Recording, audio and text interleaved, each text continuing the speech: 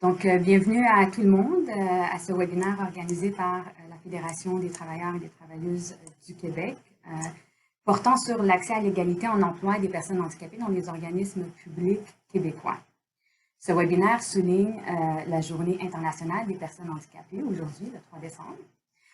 Les invités de ce webinaire vont aborder le rapport de 2021 de la Commission des droits de la personne et des droits de la jeunesse sur les personnes handicapées et la loi sur l'accès à l'égalité en emploi dans les organismes publics.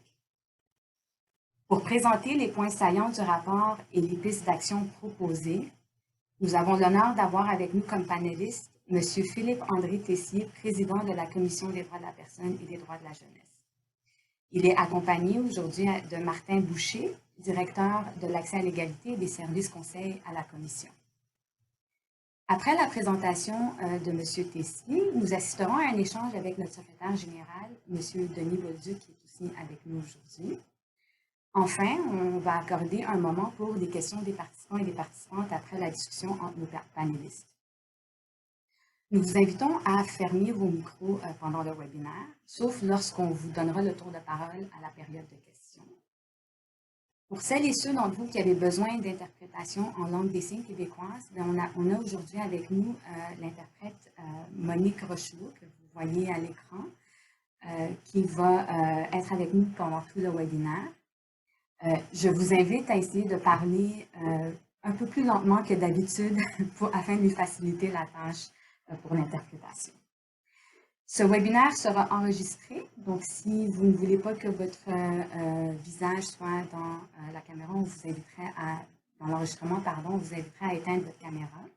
L'enregistrement vous sera envoyé par la suite afin que vous puissiez le partager dans vos réseaux. Alors, sans plus tarder, je vais passer la parole à Denis Bolduc pour le mot d'ouverture. Je le cherche, je vais le mettre en œuvre. Alors, merci Myriam. Bonjour à toutes, bonjour à tous.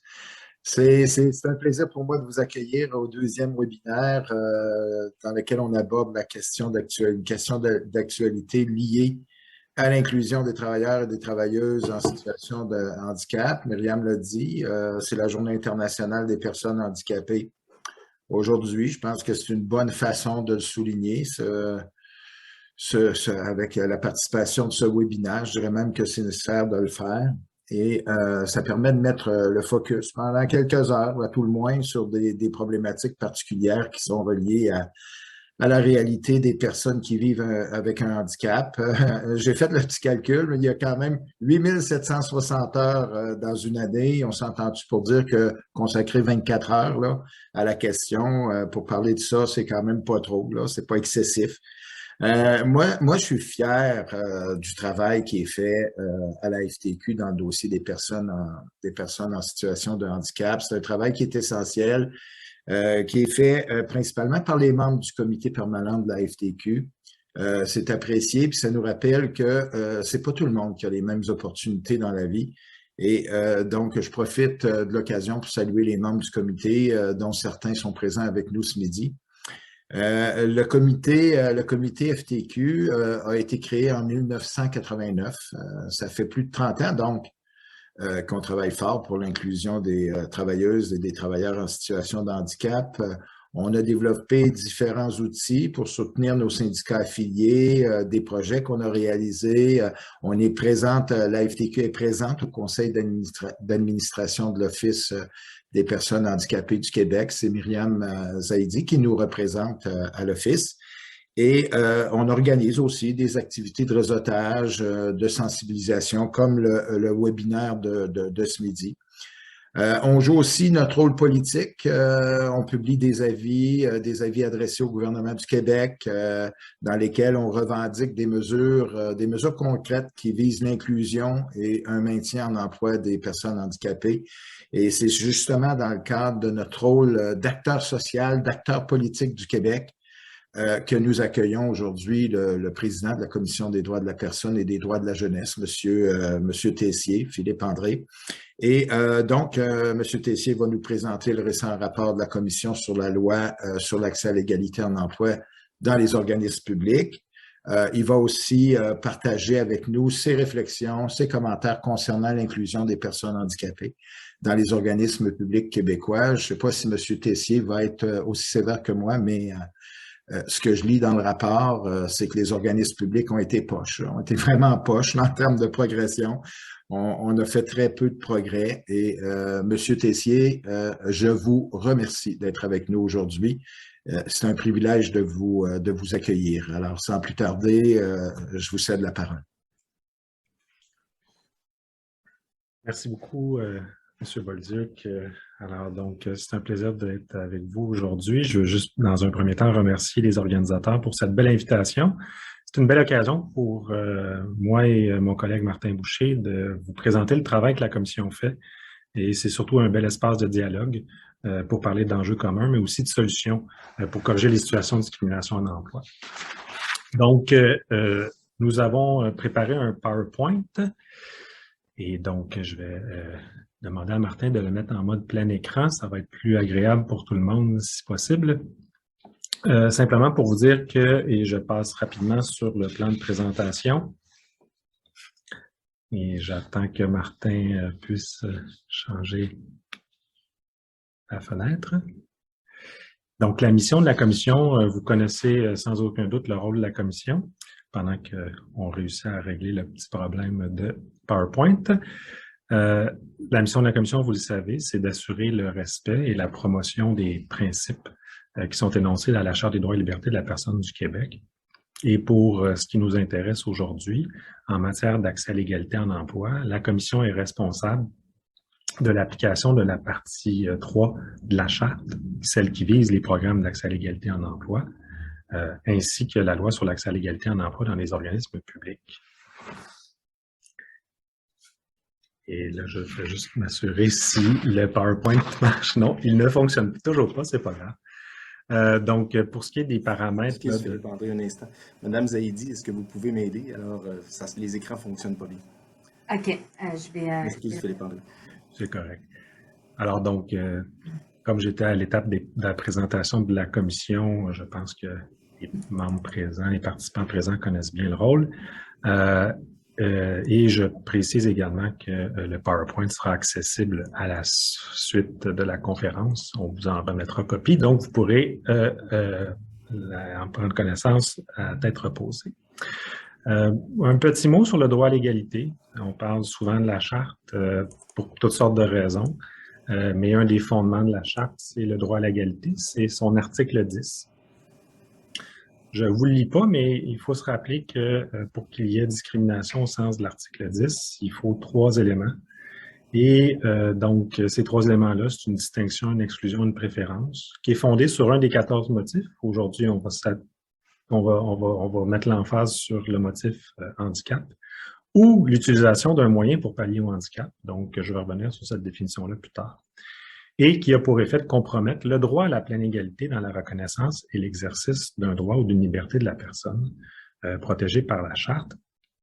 Par exemple, un droit fondamental, mais aujourd'hui, encore une fois, comme on parle d'emploi, j'attire aussi particulièrement votre attention sur l'article 16 de la Charte qui prévoit que l'on ne peut pas exercer de discrimination dans l'embauche, l'apprentissage, la durée de la période de probation, la formation professionnelle, la promotion, la mutation, le déplacement, la mise à pied, la suspension, le renvoi ou les conditions de travail d'une personne, ainsi que dans l'établissement des catégories de classification d'emploi.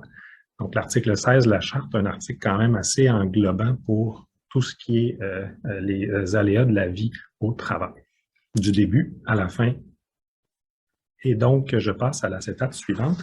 Simplement pour vous dire que la Commission, dans notre rôle, on a aussi mené une campagne, vous en avez peut-être entendu parler, une campagne Recruter sans discriminer. Je ne vous projette pas les capsules aujourd'hui dans un souci d'économie de temps, simplement vous dire que les liens sont là. La campagne est aussi accessible sur notre site web, notre site Internet à la Commission, et je vous invite à la consulter. Il y a une campagne, une capsule spécifique dédiée au motif handicap et également à d'autres motifs, vous l'aurez compris. Donc, pour ce qui est de plus concrètement les plaintes reçues à la CDPDJ en lien avec le motif handicap, juste pour vous donner un peu de matière Donc, vous avez ici là, le fait que le nombre de dossiers ouverts à la commission, ça représentait 37 de l'ensemble de nos demandes. Et évidemment, c'est notre motif numéro 1. Alors, je me plais toujours à le rappeler. C'est le motif numéro 1. Il y a beaucoup de légendes urbaines qui circulent par rapport à ce que la commission fait, mais il ne faut jamais oublier, et ça, c'est historique, là, donc c'est toujours bon an, mal an le motif numéro 1. Alors, vous le voyez, également, c'est à peu près le tiers de nos plaintes qui sont concentrées dans le secteur du travail. Vous allez me demander c'est quoi les autres secteurs? Bien, ça va être le logement, évidemment, qui est un autre secteur, l'accès aux services, lieux publics, la question des chiens d'assistance qui fait malheureusement encore l'objet de beaucoup de plaintes. On pensait que ce serait le genre de situation qui serait un peu plus acceptée encore aujourd'hui, mais c'est encore des situations de discrimination qui se vivent dans l'accès aux services publics. Juste pour terminer, bien, on voit une petite diminution du nombre de dossiers ouverts dans le secteur de l'emploi. Vous avez ici les chiffres, là, on est passé de 39 à 29 dans les 3 dernières années. Évidemment, je n'ai pas besoin de vous convaincre, je l'espère, que la question du handicap, c'est un problème systémique et ça exige donc une approche systémique. Donc, la loi sur l'accès à l'égalité en emploi en est un exemple. Et donc, le législateur a reconnu les différentes formes de discrimination subies, dont les personnes handicapées, évidemment pas juste celles-là.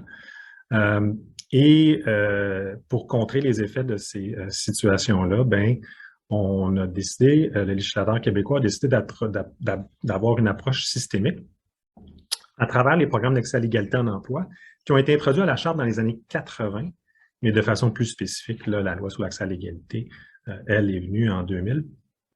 Qui était très peu de temps après la loi sur l'égalité salariale, la loi sur l'équité salariale, qui elle aussi le reconnaît même dans ses attendus, dans ses considérants.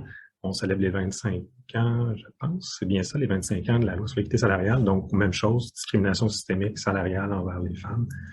Donc, reconnaissance explicite de ces éléments-là. Donc, 96 à 2000, 2 lois importantes qui sont venues mettre de l'avant ce concept-là. Évidemment, on parle d'intervention de l'État ici, c'est ce que la CETAP vous souligne. Pour ce qui est des programmes, je passe quand même rapidement là-dessus parce qu'on va y venir plus en détail, mais simplement pour vous dire, évidemment, que c'est pour corriger la problématique de personnes faisant partie de certains groupes historiquement victimes de discrimination d'emploi. Et l'objectif, c'est d'assurer une représentation équitable, mais d'éliminer les éléments discriminatoires. Et les groupes visés, ben, encore une fois, c'est les 5 groupes visés qui sont mentionnés là. Et aujourd'hui, on s'attaque à notre rapport annuel sur les personnes handicapées 2021. Alors donc, vous avez les chiffres, vous les avez vus, M. Bolduc qui a fait référence. C'est sûr, certain que la représentation, elle n'est pas très élevée, comme on peut dire. Qu'en fonction des données de l'enquête canadienne sur l'incapacité, la cible que l'on pourrait identifier au Québec, ce serait 10,5 %. Et donc, l'écart, vous le voyez. C'est un défi majeur pour la Commission et c'est la raison pour laquelle, je vous le dis, bien que la loi ne nous oblige pas à produire un rapport annuel, la loi prévoit l'obligation pour la Commission de faire des rapports triennaux compte tenu de l'importance de cette problématique-là, la Commission a décidé de produire des rapports annuels pour visibiliser chacun des groupes visés. Et on a choisi en premier, le premier rapport annuel de l'histoire de la Commission, la question des personnes handicapées, parce que, ben, vous l'avez là, les chiffres sont là, les chiffres ne manquent pas. Et cette problématique-là, vous la savez mieux que quiconque, elle perdure depuis de nombreuses années.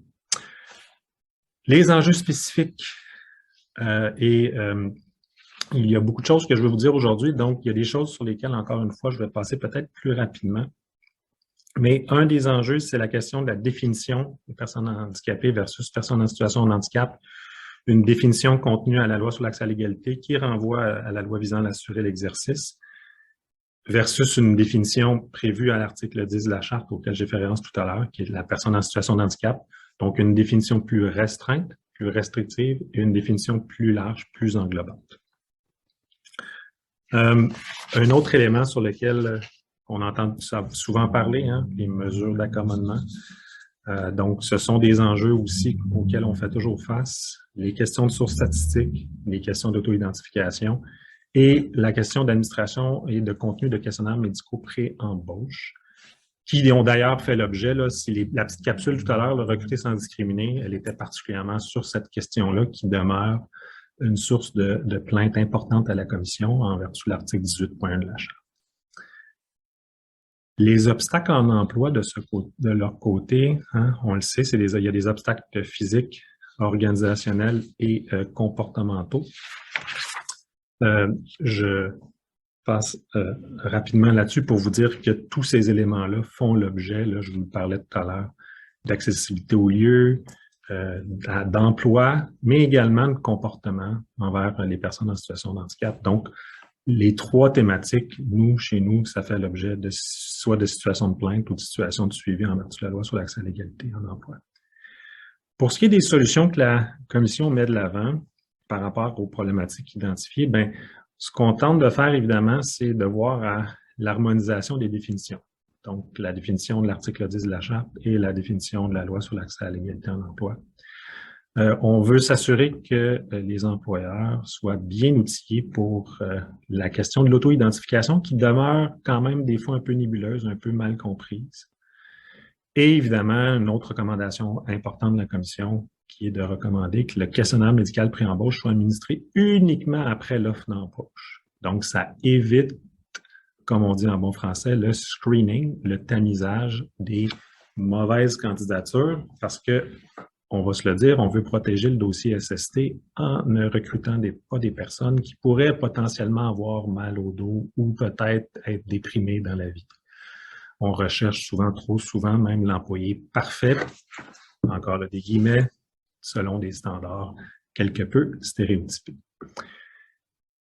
Les solutions aux obstacles, bien, vous le voyez là. Alors donc, nous, ce qu'on essaie de faire, c'est beaucoup d'accompagner les employeurs parce que il y a un gros travail d'éducation, puis de formation, puis de sensibilisation qui est nécessaire ici. Mais ça vient, ça c'est la carotte, mais ça vient avec le bâton, en ce sens qu'il faut avoir une application rigoureuse aussi des mesures. Donc, on veut bien accompagner les employeurs, mais ils ont une responsabilité et ils ont une obligation d'atteindre les résultats. Et la dernière chose, ben, on le fait aujourd'hui avec vous, c'est pour ça qu'on est bien content d'être là, c'est de développer des partenariats avec des partenaires clés, dont les syndicats, pour mettre en œuvre et puis faire en sorte que ces programmes-là soient appliqués, donc donner plein effet, disons, à ces programmes. Pour ce qui est de la Commission, maintenant, nos engagements à nous, bien, on s'inspire de la Convention des Nations Unies relative aux droits des personnes handicapées. Donc, en cette journée internationale, on ne peut ne pas la souligner.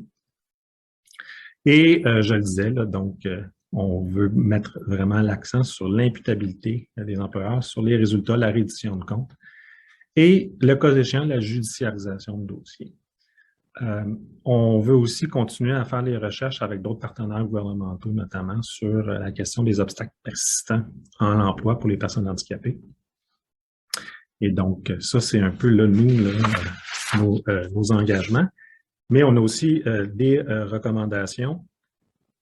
Et dans les recommandations, ben, nous, ce qu'on souhaiterait, c'est avoir un élargissement de l'obligation de mettre en œuvre un PAE dans la loi, par exemple, sur les services de santé et services sociaux, la loi sur l'instruction publique, un élargissement aussi des PAE à d'autres secteurs d'activité économique que le secteur public. Faire en sorte que les programmes soient dans les rapports annuels. Hein, on fait des rapports annuels, les groupes, les organismes publics, sur un paquet de facteurs financiers. On a une reddition de compte sur, par exemple, le développement durable. Et on dit que ce serait peut-être important aussi que ces éléments-là soient mis de l'avant dans les rapports annuels. Et évidemment, bon, les questions de formation qui sont là au cœur de notre propos. Mais il y a un élément clé, puis je veux le souligner avec vous aujourd'hui, c'est l'engagement, puis c'est le leadership de la haute direction. Pourquoi? Parce que ce qu'on se rend compte, c'est que sans engagement, sans leadership de la haute direction, puis que ce soit une PME, hein, la haute direction, on se comprend, là, on l'entend au sens, il faut que l'employeur, il faut que le boss, il faut que les personnes qui sont en autorité, qui prennent les décisions, exercent un leadership. Il faut que ça soit donc une priorité. Et il faut que les gestionnaires soient imputables. parce que c'est comme ça qu'on peut vraiment atteindre les résultats souhaités. Et les mécanismes de reddition de compte efficients, ben c'est un prérequis, hein, parce que c'est comme ça qu'on peut vraiment s'assurer du suivi. Parce que si la haute direction, si les patrons posent la question, les employeurs posent la question sur ces suivis-là, bien déjà en partant, on a un petit bout de chemin de fait. Et je termine en parlant de l'implication des acteurs clés, dont les syndicats. Alors donc, on le sait, c'est quoi un syndicat? Vous avez un rôle historique important, vous avez dans le monde du travail, mais il faut se dire que le syndicat n'a pas un rôle explicite en vertu de la loi sur l'accès à l'égalité en emploi ou la partie 3 de la Charte. Par exemple, contrairement, je faisais référence à la loi sur l'équité salariale, contrairement à la loi sur l'équité salariale, par exemple. Et donc, c'est sûr, certain que une des avenues, un des questionnements qu'on se pose, c'est quel est le rôle, quel rôle peut jouer l'acteur syndical dans la mise en œuvre de ces programmes-là, tant en tant qu'employeur, parce que les syndicats, comme on le sait, sont ses employeurs, mais surtout comme acteur de la vie d'une entreprise. Parce que si on veut prioriser des sujets, si on veut mettre des sujets, comme moi je le dis, l'implication de la haute direction, c'est fondamental. Bien évidemment, l'acteur syndical peut jouer un rôle important de ce côté-là. Et donc, je conclus parce que je vois le temps qui file, puis je m'étais engagé à finir avant 12h25 auprès de Myriam, et donc je vais respecter ma parole. La représentation des personnes handicapées en emploi est très faible, on le voit, et les gains substantiels vont être réalisés si l'ensemble des acteurs y participent, et dont les syndicats, et c'est pour ça qu'on est particulièrement aujourd'hui content de vous voir. Je voulais terminer en laissant le mot de la fin à une des personnes qui est présente aujourd'hui ici, qui s'appelle Sylvain Lemieux, que vous connaissez, qui est membre de la commission, qui a fait un très beau témoignage dans le cadre de notre prix Droit et Liberté 2020, qui avait comme thématique l'accès, égalité, emploi. Donc, Télésino, je ne sais pas c'est qui appuie sur le bouton.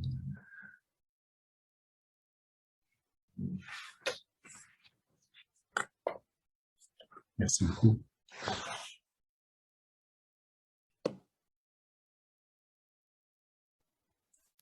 Entendez-vous le son? Oui? Non, OK. La vidéo était sur pause. Oui, la vidéo était sur pause, mais...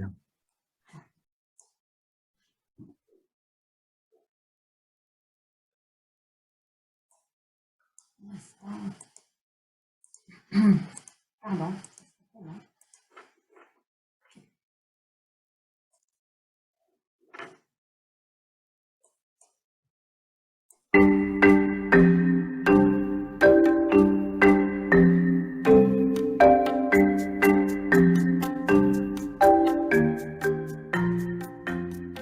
Je pense que le défi pour les employeurs, c'est d'aller plus loin que la première impression, de faciliter la rencontre, mais aussi de faire en sorte que le personnel des ressources humaines, les premières personnes qui vont recevoir les candidatures, aient déjà des mécanismes en place pour favoriser chez l'individu qui a des besoins particuliers cette ouverture-là de les manifester en sachant très bien qu'il ne sera pas discriminé parce qu'il s'auto-manifeste, parce qu'il demande certains aménagements pour passer l'entrevue, accès à un interprète, accès à du mobilier accessible, accès peut-être à des logiciels d'autocorrection. Et une fois que ça c'est fait, l'employé va se sentir suffisamment à l'aise pour s'ouvrir parce qu'il va savoir que malgré qu'il arrive à découvert, dont le handicap est visible, qu'il y a une ouverture qui ne sera pas résumée uniquement par sa simple condition de personne handicapée.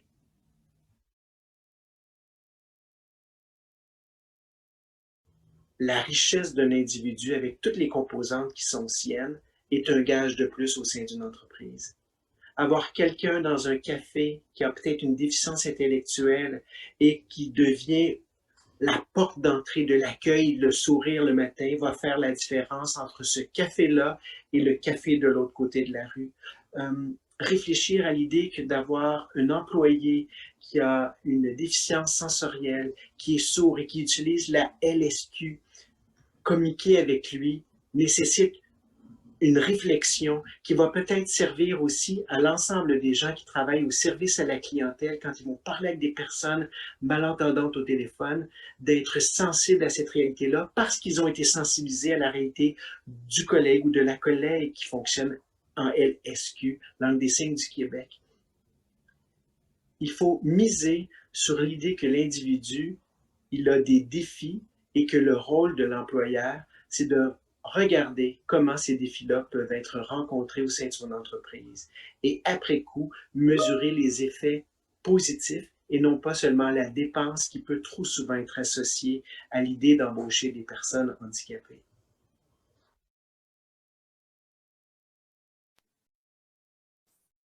Alors, ça conclut notre présentation. Je retourne la parole. Oui, alors merci M. Tessier. Je connais pas beaucoup, mais je connais un petit peu Sylvain. C'est une personne extraordinaire. Alors, je ne sais pas s'il est avec nous aujourd'hui, mais je le salue. J'ai quand même quelques questions pour vous, M. Tessier, dans la suite de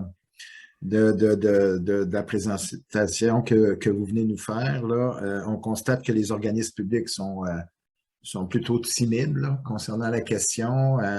Ils ne sentent pas vraiment cette obligation là, de mettre vraiment en œuvre un programme d'accès à l'égalité ou encore des mesures qui permettraient là, d'accroître davantage l'intégration et le maintien en emploi des personnes handicapées. Comment on peut convaincre les organismes publics là, à s'engager davantage sur cette voie-là, parce que on l'a vu, là, on est à même pas 1% là, d'intégration. La cible est de 10,5%. L'écart est énorme. Là. Alors, il y a vraiment un coup de barre nécessaire à donner. Là. Oui, puis je pense que vous avez venez d'entendre Sylvain là, qui le dit de façon très éloquente aussi, à quel point il faut un peu transformer notre regard puis voir la question des personnes en situation de handicap comme étant une richesse, comme étant, comme entreprise, comme entité, peu importe l'organisation ou autre. Lorsqu'on fait l'effort de réfléchir à adapter nos façons de faire à une personne en situation de handicap, ben on prend conscience de plein de choses qui sont peut-être des barrières à l'accès à nos services, à nos façons de procéder. Cette approche-là fait en sorte que des fois, nos processus internes, que ce soit nos outils informatiques ou autres, qui sont peut-être moins lisibles pour des personnes qui sont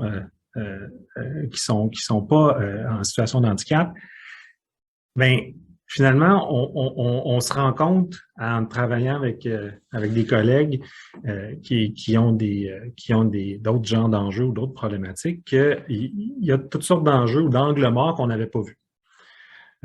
Et pour nous, l'autre chose aussi, c'est important puis j'y ai fait référence, c'est la question de la responsabilité puis du leadership des organisations puis des employeurs. On parle beaucoup de DDI de ce temps-ci. Hein? C'est un mot qu'on entend, un acronyme qu'on entend beaucoup, équité, diversité, inclusion. Ben, l'idée derrière le DI, quand on fait le pas de plus vers la non-discrimination puis le droit à l'égalité, ben, c'est ça aussi un peu l'idée derrière tout ce phénomène-là de DDI. C'est de dire, on se rend compte que la société, elle n'est pas monochrome, on n'est pas tous pareils, puis que c'est d'aménager ces différences-là en milieu de travail, ben ça nous rend beaucoup plus réceptifs et proactifs par rapport à ce qu'on fait comme produit, service ou peu importe le secteur d'activité dans lequel on travaille.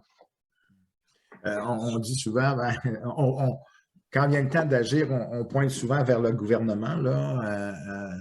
C'est sûr que le gouvernement a la capacité d'agir, il a l'opportunité de le faire, il a le pouvoir surtout de le faire. Et on le voit actuellement concernant la parité femmes-hommes au sein des conseils d'administration des organismes publics. On voit qu'il y a une impulsion qui est donnée par le gouvernement dans ce sens-là. Donc, comme on dit, là, quand on veut, on peut. Là. Donc, qu'est-ce que le gouvernement pourrait faire pour renforcer justement les obligations des organismes publics concernant les personnes handicapées? Oui, ben c'est ça. Ben, puis je pense que j'ai vu une question là, dans dans le chat là, par rapport à l'assujettissement de la fonction publique. Ben, première chose, il faut savoir au Québec, c'est que la fonction publique, là, donc les employés soumis à la loi sur la fonction publique, ne sont pas assujettis à la loi sur l'accès à l'égalité en emploi. Le Conseil du Trésor a un programme d'accès à l'égalité spécifique, mais qui n'est pas soumis au regard ou à la vérification de la Commission. Donc, nous, c'est une recommandation que la Commission a faite au gouvernement depuis là, avant que j'y sois, en tout cas, ça, je peux vous le certifier, mais qu'on continue à faire auprès du gouvernement. On l'a fait encore récemment là, dans le cadre de certains projets de loi, pour dire qu'il serait important comme symbole que la fonction publique québécoise soit assujettie au même titre que les organismes municipaux, etc. Et l'autre élément, ben on l'a dit, c'est quand on parle d'imputabilité, on parle de reddition de compte. Donc, c'est sûr certain que lorsqu'on a une reddition de compte annuelle devant l'Assemblée nationale à travers des rapports annuels, ben, qu'il y ait des mentions en lien avec l'accès à l'égalité, c'est des choses qui sont aussi importantes, qu'il faut visibiliser puis s'assurer de transmettre parce qu'il faut être imputable de ce qu'on fait en termes d'accès à l'égalité lorsqu'on est un employeur public.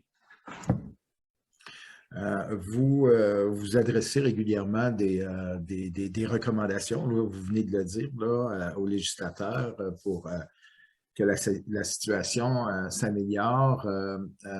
Concernant votre dernier rapport là, qui a été déposé, moi, ce que je sens, puis là, je vous engage pas là, quand je dis ça, c'est vraiment personnel. Ce que je sens, ce que je vois, là, c'est que le gouvernement actuel, particulièrement le premier ministre, je ne veux pas le viser, là, mais il n'aime pas ça se faire critiquer, puis encore une fois, je vous le dis, c'est mes propos, c'est pas les votes, là. Mais ça m'amène quand même à vous poser une autre question. Comment le gouvernement là, du Québec reçoit généralement votre rapport? Avez-vous eu une réaction, des échos là, qui vous sont parvenus à la suite de votre rapport? C'est sûr, certain que la façon dont la loi sur l'accès à l'égalité fonctionne, je vous l'ai dit, là, le rapport annuel qu'on produit, il n'est pas prévu par la loi explicitement. Donc, la Commission, on a des pouvoirs généraux de faire ce type de rapport-là. Donc, on les utilise pour produire ces rapports annuels-là. Donc, aller au-delà du texte spécifique prévu à la loi sur l'accès à l'égalité pour visibiliser l'enjeu. Donc, nous, oui, il y a l'acteur gouvernemental, mais il y a aussi un paquet d'autres acteurs, bon, évidemment l'OPHQ, mais d'autres acteurs gouvernementaux avec qui, donc les 330 quelques organismes assujettis à la loi sur l'accès à l'égalité en emploi, ce rapport annuel-là, il sert aussi à eux. Le but, c'est de le communiquer à l'ensemble de la machine gouvernementale pour faire en sorte que parce que oui, sans faire de commentaires sur le rôle de M. Legault ou pas, il y a toutes sortes d'organismes qui ont une capacité d'agir. Ils n'ont pas besoin d'attendre que M. Legault se prononce pour ou contre quoi que ce soit. Ils peuvent déjà, la loi est là, il y a des cadres applicables. Et pour nous, fournir ce genre d'outils-là à l'ensemble de la machine gouvernementale, ben, c'est une façon pour nous, non seulement de le visibiliser, mais aussi d'encourager, disons, cette évolution-là vers une égalité réelle dans l'appareil gouvernemental québécois. Au moins une conformité un peu plus grande avec les cibles, on va se le dire. Je pense que ça ne serait pas trop demandé là, après 20 ans d'application de cette loi-là, presque 40 ans d'accès à l'égalité dans la Charte, puis plus de 40 ans de la loi visant à assurer un exercice. Là. Vous avez parlé pendant votre présentation un peu de recherche. Et donc, c'est un des objectifs d'augmenter la recherche concernant les obstacles persistants qu'on constate. Est-ce qu'il s'en fait assez, justement, de la recherche sur le sujet au Québec? C'est sûr, certain que on n'en a jamais assez, ce genre de données-là, ce genre d'informations-là. Ce qui est important aussi de comprendre, puis on y fait référence, c'est que pour ce qui est de certaines données statistiques, notamment sur la question là, de l'enquête canadienne sur l'incapacité, c'est un peu, la seule source statistique dont on dépend, qui est menée par Statistique Canada. En termes d'évolution de la population. Donc, c'est sûr, certain que des fois, il y a peut-être des arrimages, c'est pour ça qu'on l'identifie dans la présentation, il y a des arrimages entre la façon que la Statistique Canada collecte la donnée et les définitions prévues par les différentes lois québécoises qui s'appliquent à la situation des personnes en situation de handicap. Donc, des fois, c'est sûr, certain que nous, ça, c'est un travail aussi sur lequel qu'on regarde pour voir est-ce qu'on pourrait pas avoir de la donnée statistique plus fine, plus précise. Parce que, puis encore là, le rapport annuel, ce qui sert à faire, c'est un miroir. Il renvoie un miroir et dit, regardez, voici où on est rendu. Et plus le miroir il est fidèle, puis plus il est précis, plus détaillé, ben plus le décideur, donc l'employeur, il y a, disons, pas l'excuse de dire, ben je ne sais pas, je le vois pas, je sais pas de quoi tu parles, ou ça s'applique pas à moi, parce que, bon. Alors, il y a ça aussi dans le phénomène pour nous. Ces données-là, ils sont très utiles pour un peu là, inciter le respect et la conformité volontaire des employeurs envers la loi sur l'accès à l'égalité.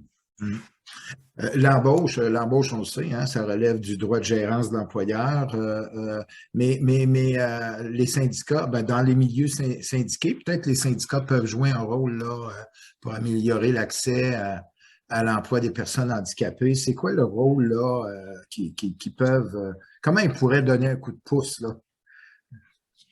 Ben, j'y ai fait référence tout à l'heure, hein, je vous ai lu la définition de l'article 16 de la Charte, là, ça s'applique à toutes les étapes de la vie d'un employé. Donc, oui, il y a l'embauche, mais il y a en cours d'emploi. Donc, il y a la progression d'emploi, on l'oublie souvent, mais l'accès à l'égalité, ça vise pas juste d'avoir un pourcentage point. L'idée, c'est d'avoir une représentation à tous les échelons de l'entreprise. Donc, pour ça, bien, on parle de progression en emploi. Donc, souvent, les syndicats sont assez impliqués là-dedans parce que c'est souvent conventionné dans les milieux, évidemment dans les milieux syndiqués. Donc, c'est sûr, certain que là, le syndicat peut jouer un rôle actif pour inciter, dans le cadre de ces négos-là, d'avoir un regard tourné aussi vers ces questions-là lorsqu'on parle de progression d'emploi. Puis évidemment, ben lorsqu'on parle de processus d'embauche, je le disais, là, nous, d'avoir une vigie, d'avoir une vigilance comme acteur syndical par rapport aux pratiques que l'employeur utilise pour venir combler les postes affichés. Et ben aussi, c'est de dire à l'employeur, ben c'est bien, on peut avoir atteint telle cible et tout, mais bon, est-ce que c'est une fin en soi? Est-ce qu'on peut pas dire, on peut pas la dépasser, voire aller plus loin? C'est pas nécessairement parce que la cible est là que ça veut dire qu'il faut s'y arrêter. On peut aussi viser plus haut, c'est pas interdit. Une des façons de faire, peut-être, ce serait pour les syndicats de tenter d'introduire dans les conventions collectives du texte qui vient un peu favoriser ou encadrer là, ces initiatives-là. Ben, tout à fait. Puis, je veux dire, moi, les fois, j'essaie de faire des analogies, mais tu sais, comme quand on a commencé à parler d'harcèlement psychologique au Québec, ben, il y avait des conventions qui en avaient, il y en avait d'autres qui n'en avaient pas. Bon, là, la loi est arrivée, puis là, l'imposer partout. Mais il n'y a rien qui empêche, lorsqu'il y a des éléments comme ça prévus dans une loi, de s'en inspirer, puis de l'intégrer à même, parce que présentement, on s'entend, c'est pas obligatoire, là. C'est clair, là, je vous l'ai dit, mais il n'y a rien qui empêche un syndicat de vouloir s'inspirer des principes puis de vouloir les intégrer dans une négo. C'est tout à fait quelque chose de possible. Une dernière question là, pour laisser un peu de temps là, aux participants là, via Myriam là, de vous en poser des questions. On se pose souvent la même chose, là, comment on peut s'impliquer davantage là, dans les programmes d'accès à l'égalité. C'est un peu large comme question, là, mais au-delà des syndicats, de l'employeur, là, de façon un peu plus générale. Là. Ben, moi, peut-être que le message que je voudrais vous lancer aujourd'hui, puisque je sais que la FTQ, c'est une centrale syndicale très présente dans le secteur privé. Et puis, comme la loi sur l'accès à l'égalité, on parle du secteur public, sauf la fonction publique. Il y a des programmes d'accès à l'égalité volontaires. Il y a des employeurs privés qui décident de volontairement s'assujettir à la loi. Et ça, c'est une voie de passage tout à fait possible pour des employeurs privés. Et des fois, c'est juste une question d'ignorance. L'employeur ne le sait pas. Ben, d'avoir quelqu'un qui est là et qui dit « Hey, boss, savais-tu qu'il y a ça? Puis il y a des outils, puis on peut s'assujettir, puis c'est une bonne façon pour nous de s'assurer que notre main-d'œuvre est représentative de la société québécoise dans laquelle on vit. » Ben ça peut être une façon de faire. Les programmes volontaires, nous, la commission, on peut offrir là, nos services conseils que l'on offre, là, que Martin et sa direction dirigent. Donc, nous, c'est sûr que c'est un objectif on veut faire mieux connaître ces programmes-là dans le secteur privé. Donc, ça, je pense que ça peut être une option pour tout le monde.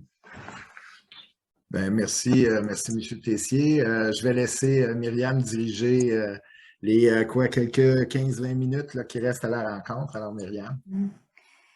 Merci beaucoup, M. Tessier, Denis.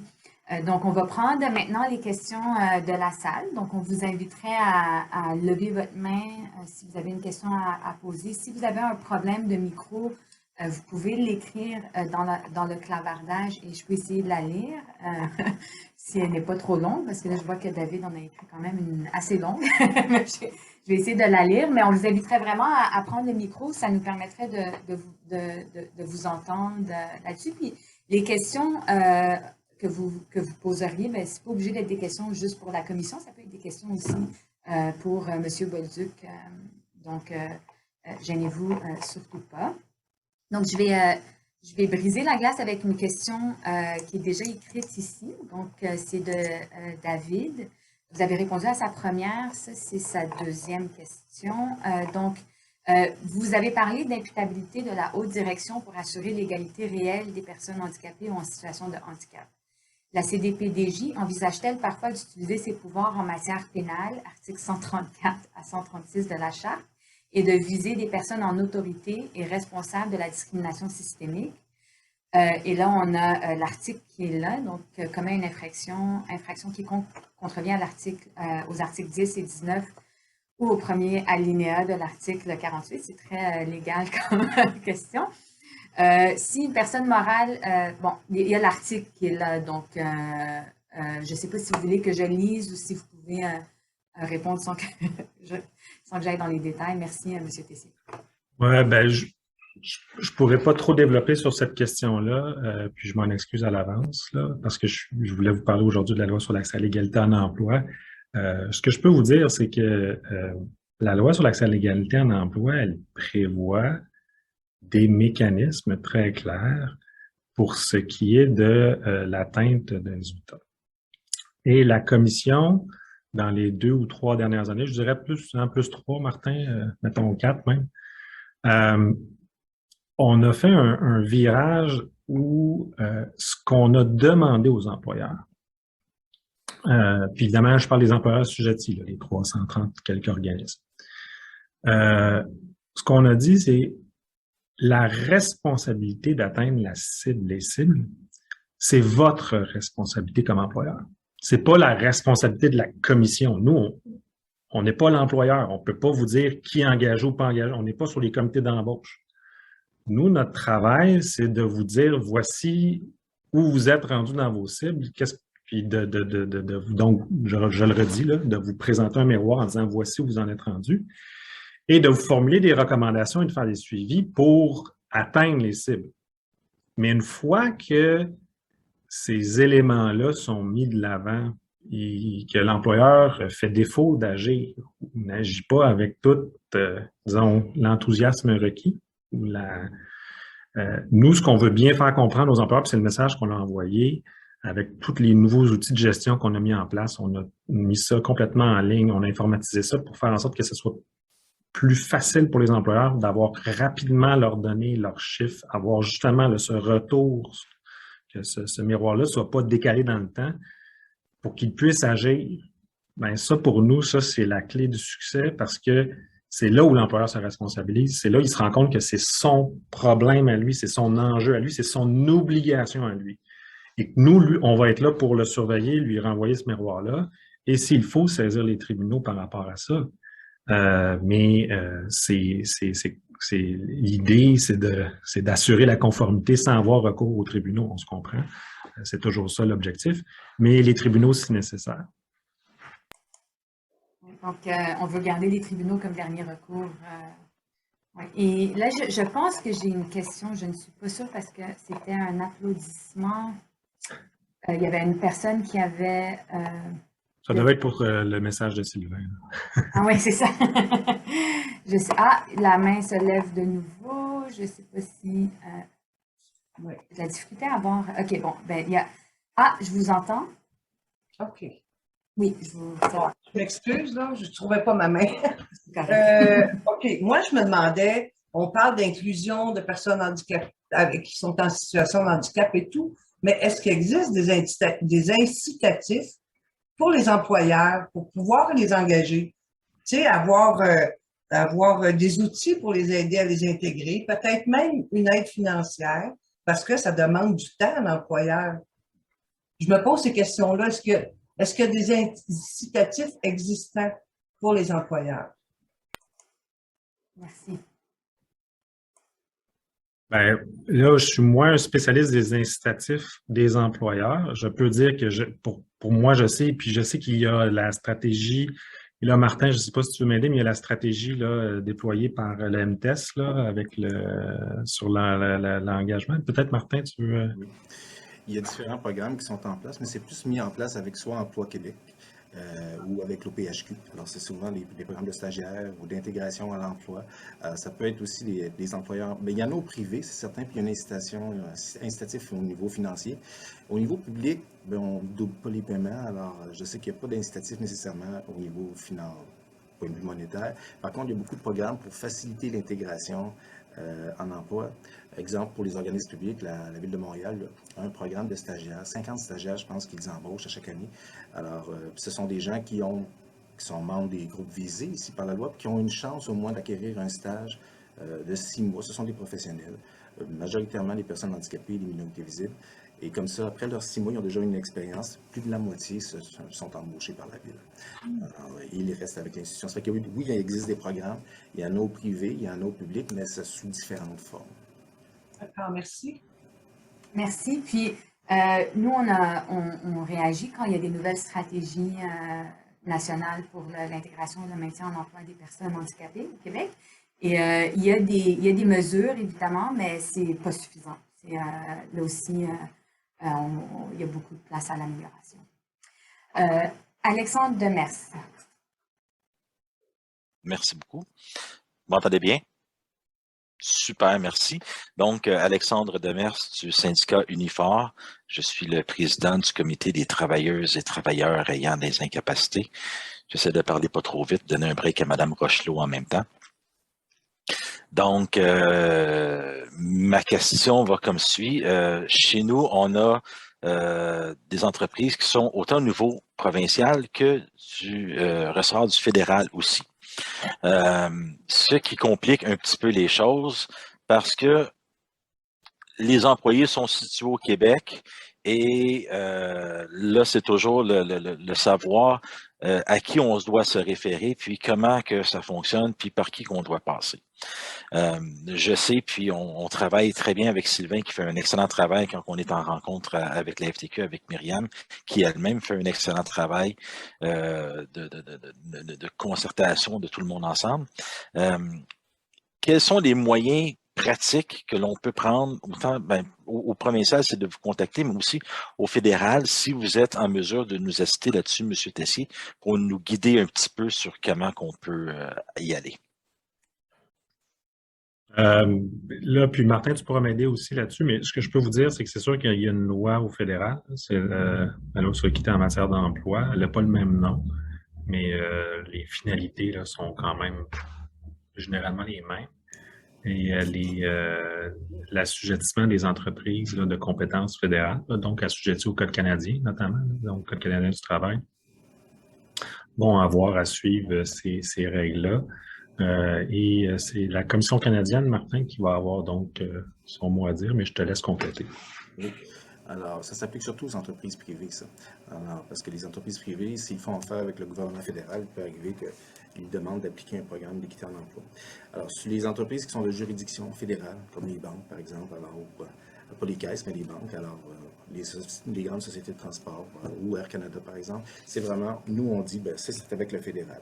Bon, maintenant, si c'est un organisme provincial là, qui fait affaire avec le fédéral, on laisse le fédéral tout simplement passer en premier et nous, on arrive en deuxième. Mais ça ne veut pas dire qu'on délaisse le programme, c'est juste que si on a une entente avec la Commission canadienne des droits de la personne, parce que si jamais ils appliquent déjà un programme au fédéral, on n'ira pas imposer un deuxième programme avec des deuxièmes méthodes. Alors, on va tout simplement déléguer notre pouvoir. Mais ça pourrait être l'inverse, mais présentement, c'est comme ça qu'on fonctionne.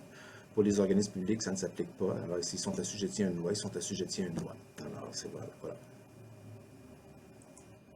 Avez-vous des données sur si les organismes fédéraux, est-ce que, concernant les cibles au fédéral, puis l'atteinte des cibles, oui. Ben, nous, oui, on reçoit certaines données, mais ce sont des données qui proviennent du gouvernement fédéral. Je ne suis pas autorisé à divulguer ces données-là, mais oui, il y a des éléments. C'est sensiblement les mêmes. OK, c'est ça que je voulais savoir. Nos sources statistiques proviennent du recensement, alors du recensement essentiellement, et c'est vraiment la colonne vertébrale de nos données. Alors, puis je sais qu'au fédéral, ils utilisent aussi les mêmes sources. Des fois, ça peut varier sur certains petits éléments. Exemple, comme minorité ethnique, nous, on utilise ce groupe-là, alors que au fédéral, ils n'utilisent pas ce groupe-là. Merci. Je sais que le fédéral a adopté une nouvelle loi, puis il y a beaucoup de travaux en ce moment là, en ce qui a trait à l'inclusion des travailleurs et travailleuses handicapés dans les organismes fédéraux. Donc, c'est sûr que nous, on est des précurseurs un peu ici au Québec, mais on a du travail à faire. Je crois que la présidence de la commission a été invitée aussi à participer. Ah oui. Je l'ai entendu ça. OK. Merci. On suit ça de près. Donc, on arrive à la conclusion de notre événement ce midi. Donc, merci beaucoup à nos invités. On voit qu'il y a quand même beaucoup de pistes d'action pour nous. Donc, par exemple, j'ai appris qu'on pourrait volontairement adhérer au programme d'accès à l'égalité.